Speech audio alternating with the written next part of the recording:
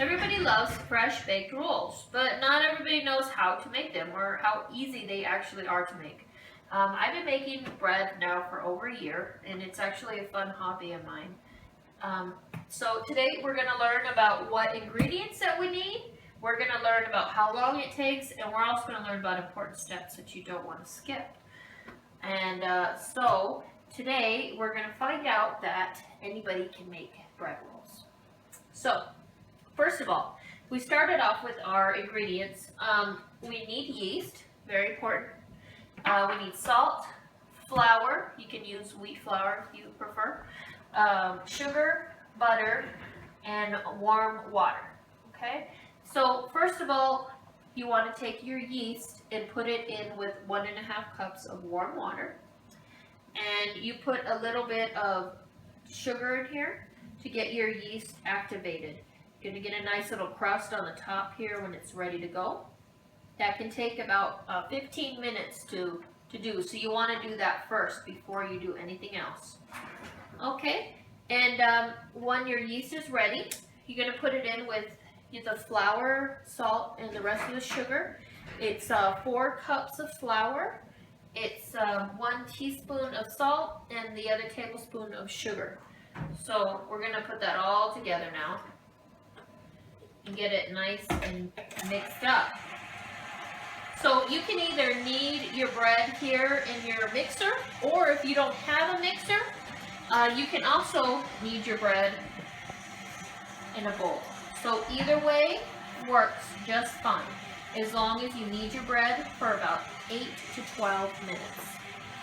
According to a study from Marshall Brain and How Bread Works, the yeast is actually a single-cell fungi. And when it reacts with the sugar after you mix them together, it actually eats the sugar, and it causes a chemical reaction. And the foam that you're seeing on the top of the yeast is actually the carbon dioxide from the chemical reaction. The carbon dioxide gets burned off, the yeast gets burned off in the oven, and that's a really important component in the flavor of the bread. It gives it that bread flavor. Also, the yeast and the carbon dioxide, it's what helps you to knead the bread and make it very elasticy and doughy and light and fluffy. It also gives the bread its texture. So after your bread's all nice and kneaded, it's going to look something like this. The reason you knead it is because it'll make your buns nice and fluffy when you eat them, and nice and soft. And so it's really a crucial part in your bread making. So once it's all nice, like a little ball like this, you want to put it back into your mixing bowl and cover it for about 30 minutes to rise. Rising is another very important part in making bread. You have to let your bread rise, or again, your bread's not going to be very tasty when you eat it. So we're going to go ahead and let it rise now for about 30 minutes. Okay, 30 minutes has passed, and as you can see, both of our bread doughs have risen really nicely. One way to check it is if you put your finger, it doesn't come back, so we know that it's risen. Again, the reason that we want to rise this bread is so that they come out nice and soft when we eat them. Now it's time to go ahead and knead the bread. It's all nice and poofy. So we have our table here all ready to knead. You don't want to knead it too many times because it's going to get all that air that you just put in there out of it. So just do it a couple times. Your pans, you want to grease and have them ready to go.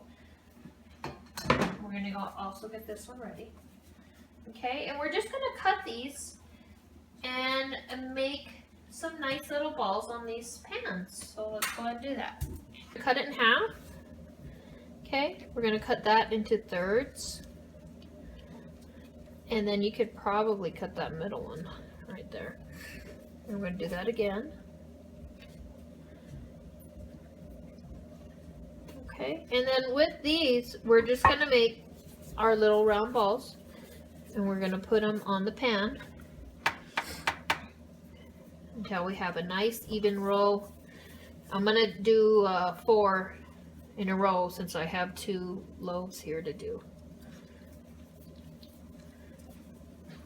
We've got all of our rolls on the pans. So you can see this is already starting to rise. So I'm going to get these covered up, and we're going to let them rise again for probably about 20 minutes. Shouldn't take too long.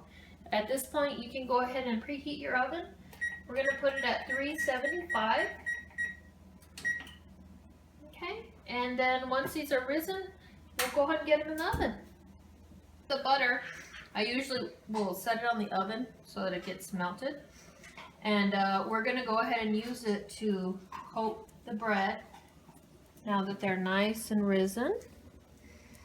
And then once all of our bread is coated, we're going to put it in the oven for about 13 minutes. And you want to check it halfway through because we might have to turn the pan around.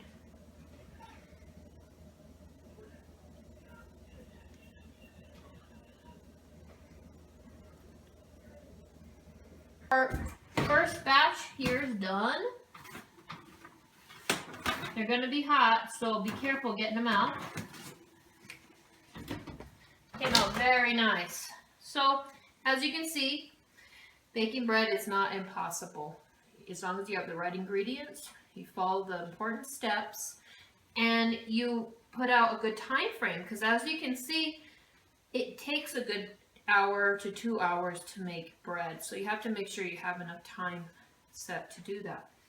But as long as you get all those 3 components done, anybody can make bread, and it tastes very delicious.